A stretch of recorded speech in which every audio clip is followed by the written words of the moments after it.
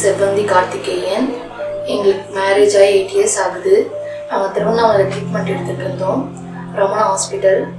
அவங்க நேம் வந்து மாலதி கௌரிக்குமார். அவங்க வந்து சென்னைக்கு எங்களை ரெஃபர் பண்ணாங்க.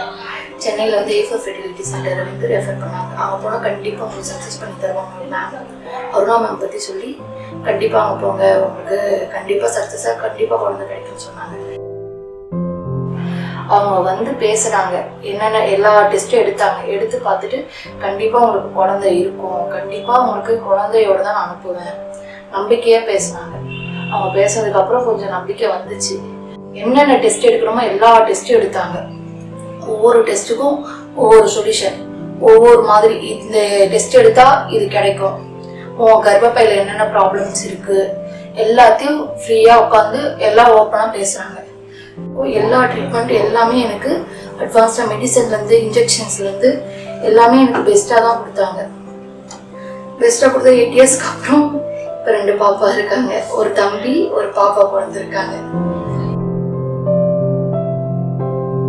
நாங்கள் இத்தனை வருஷம் நான் காத்திருந்ததுக்கு ரொம்ப பெரிய பரிசை கொடுத்துருக்காங்க. அருணா மேம்க்கும் அசோக் சாருக்கும் ரொம்ப தேங்க்ஸ்.